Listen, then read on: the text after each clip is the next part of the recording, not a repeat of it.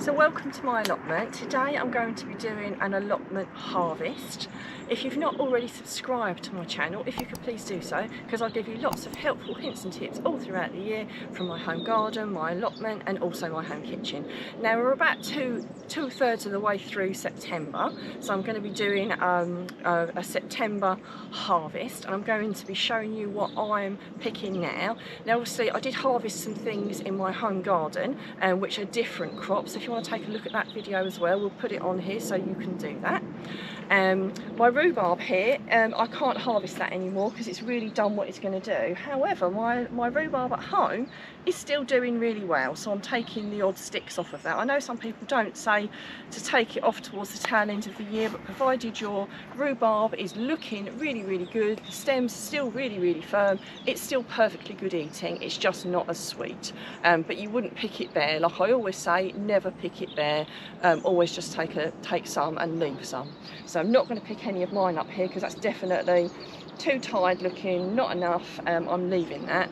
So if we move down, I've already harvested all my fruit, my pears, my apples, my berries.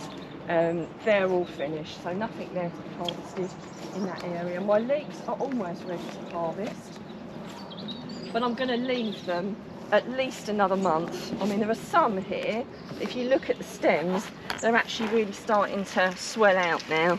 I could dig some of those if I wanted to, but I'd rather leave them a little bit longer until they get a little bit thicker, but it won't be long. I'd like to dig them now, but I think it's best just to leave them for a little while. So my salad, I'm going to harvest some of that, but I'm going to do that at the end because I'll put that on the top because I don't want to squash it with everything else. So we'll do that towards the end. So my beetroot is doing absolutely fantastically. Really, really good year for beetroot this year. So I'd love to hear how your beetroot's doing. I've actually had some really rubbish years actually the last few years with my beetroot, if I'm honest with you. I've got some beetroot, but they've just not swelled out as much. They've not grown as plentifully as they have. Now often you don't need a fork, but you might do. Sometimes they just pull out. And what I'm looking for are the bigger ones I'm pulling out. So I'll pull out the bigger ones. So these are kind of like some cylindrical ones. They should actually possibly be a little bit longer that I grew. I often grow a variety of beetroot just because it makes it more interesting. My mum wants to pickle some beetroot, and although I'm not terribly keen on pickling beetroot, my mum really loves it, so I've promised her that I'm going to bring her some back and she can get pickling. She's nearly 80, bless her, but she still loves to pickle her own beetroot. So I'm going to be pulling some for her. Some really, really big ones here. Gosh, that is humongous. Now that one is quite big. I would check it wasn't woody, but easy way to tell is when you cut it whether it's woody or not. Genuinely you always boil them whole, but I'm not sure she'll get that one in the pan, so she might have to just cut it in half to get it in the pan. But if it's not woody, that'll be perfect for her. I think 2 more and that will be plenty. So I've not grown this cylindrical type before, so I'm not sure what it'll be like, but I'm sure it'll be perfectly lovely. But yeah, there's some lovely beetroot for my mum to get pickling, so that'll keep her busy over the weekend. When I say I don't like it, I like a little bit of it, so hopefully she'll give me a little jar. So as we move down, we've got some carrots here. I always cover my carrots because it helps stop the carrot fly. It never completely stops them, if I'm honest with you, but it does a really good job of keeping most of the carrot fly off. So if you don't have a little bit of Enviromesh and you grow carrots and you're worried about carrot fly, I can really recommend it. I will put a link in the description, like I've said before. Enviromesh, I've never thrown a bit away. It's really, really durable. So although none of us like using plastic, if it's plastic that you can keep reusing, that you know you're not throwing away and it doesn't go into landfill, I personally don't have a problem with it. So I only dig what I need with the carrots. So when they look quite big, I just dig what I need. I do put my fork into the ground. I don't lift them right out. I just put the fork in and I gently loosen them so I can then pull them out. Now I've got to be honest, I am getting some funny shaped ones here this year, but they're all still perfectly good eating. So as you can see, even I grow things that aren't quite the shape I would like, but they're all a decent size, so you just break them up, peel them like you would normally peel them, and they'll be perfectly good eating. So I don't want to take too many because I still have a couple at home. So even though I don't think I manured this area, normally they say they split because you've manured them too much. And I always take great care not to do that, so I'm not sure what happened. But they're all still perfectly good. They've not got carrot fly on them, they've only got the odd nibble here and there. In fact, I've not found any nibbling on these ones that I've pulled up. A little tiny one there, but you just peel that and that would be fine. You're going to get the odd nibble because all this stuff's organic, isn't it? We don't put anything on it unless we have to. So that will do me for the next few days, carrot wise. Like I say, generally I only dig stuff as I need it, because it stores better if you just leave it in the ground. So let's move over to, if I needed a bit of parsley, I've got some lovely parsley there, which I could have. I will start to put this in my basket, but sometimes it's easier to dig it all and then start to load it in as we go along. Now I planted all my squashes over here and then I planted some down here, but what happened is my squashes grew over my potatoes, so I'm having to kind of like lift them out the way to dig them up and work out where I've got to. If I'm honest, I think what I might do is dig some potatoes from this side, but I will, once these squashes finish, give it all a thoroughly good dig to make sure I haven't missed any. So when you're digging your potatoes, now I've got to confess I'm not great at this. Try not to put a fork in them. I usually bring a bag up and you can just reuse a bag to put your potatoes in, because obviously you get mud everywhere. It's the same with your beetroots. So when you do get a bag or something, it is handy to save some when you're bringing things like potatoes back. So yeah, when you're trying to dig your potatoes, try not to stick your fork right into the middle of where the potato is, because it is just so ridiculously easy to stick a fork through them. If you do stick a fork through your potato, it's not the end of the world, but just use it really quickly because they won't keep. I talk from experience. Make sure you get those ones out first and you eat those ones first. And I say this, and there's every chance I'm going to stick my fork through one of my potatoes, but I'm going to do my best not to. So I've actually dug quite a few there and I haven't put my fork through, but the reality is I often do. So if you do that, don't beat yourself up about it, because it happens to us all. It seems like some days, despite my best efforts, it seems like I fork nearly half the bag that I dig up. But you know, it's the fun of growing your own. Like I say, there's nothing wrong with it if you stick your fork through it, but just eat it quickly is what I would say. So it's worth giving it a really good dig over when you've got potatoes, because they hide away. I will give that a thorough more dig later, but that's probably enough for 2 meals for me and my family. So that's enough for me today. So I will give that more of a thorough dig over. So if we move over to the squashes, I will bring my basket with me and I will use it at some point. Look at the squashes here. So there's lots and lots of squashes on here. Like I've said to a lot of people, I don't take them off until the risk of frost, because they will ripen and they will cure the skins naturally and last much better if I let nature take its course. But what I will do is, like today, I want one for the pot. So what I'm looking for is one that looks the most ripe. Now I think that one probably does. So I am going to cut that one off and I'm going to take that one home, but I will leave the rest on here.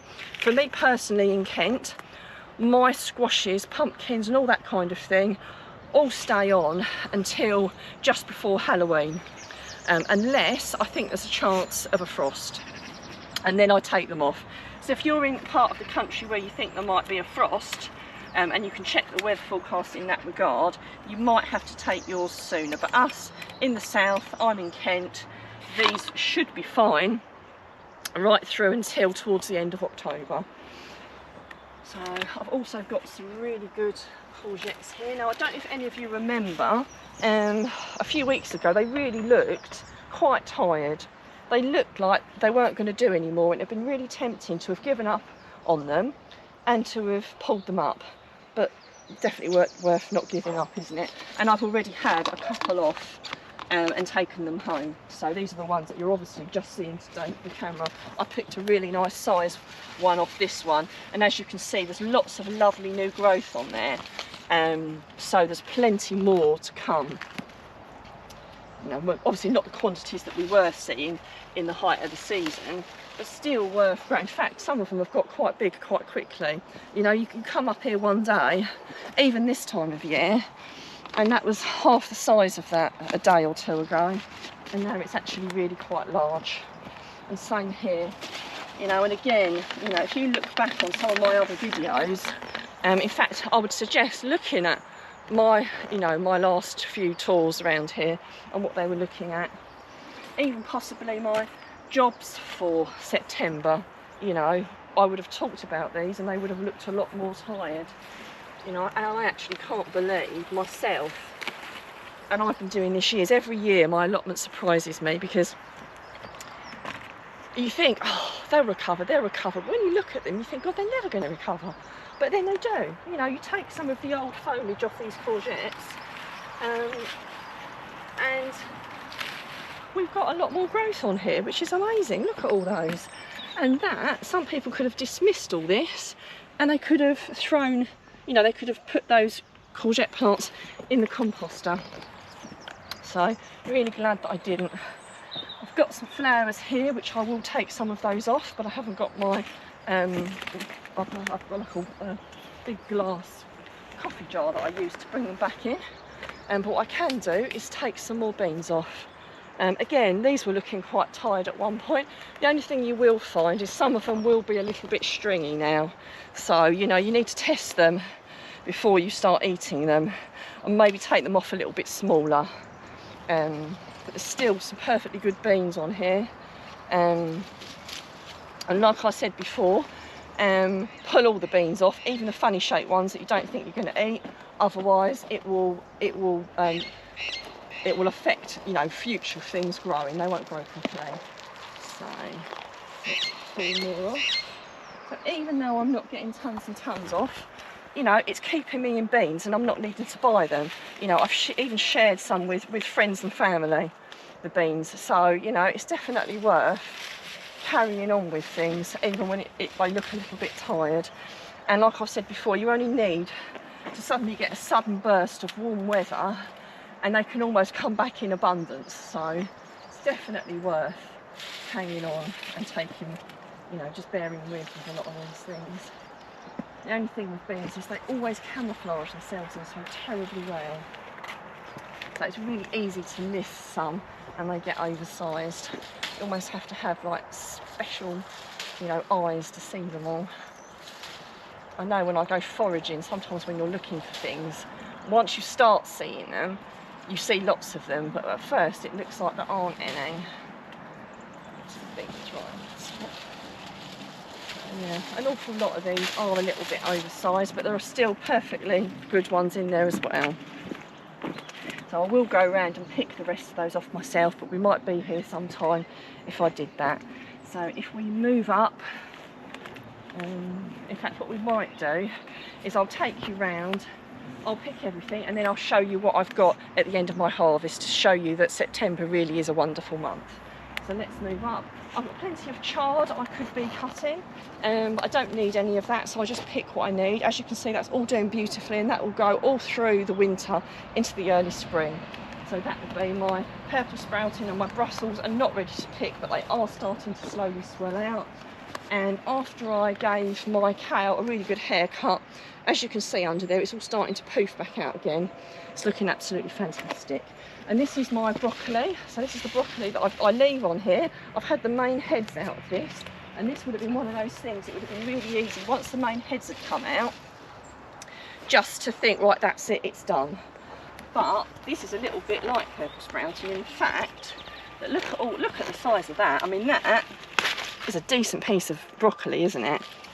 And if I go round this, again, if you get any bits that have gone to seed, although you wouldn't want to eat that, still break it off, because you don't want stuff that's gone to seed, because it'll affect the other stuff negatively. So again, look, let's go around this and see how much I get. You know, when you look at it, you think, oh gosh, it looks really tired. It's going to be nothing here, but actually, there'll be a meal for my whole family with this broccoli.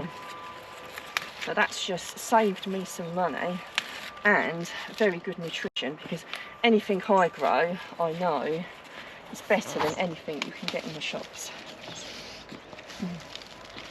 And we have lots of little side shoots, but these are like the nice little, you know, like the purple sprouting that you get.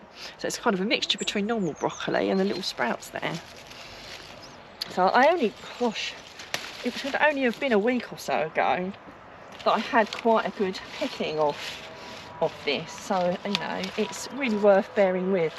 It will have to be taken out in October, because this is where my garlic's going to go. And hopefully, maybe my purple sprouting might start to take over from this. But at the moment, my purple sprouting isn't sprouting. So I need to make the most of what I've got. And that's what allotmenting's all about.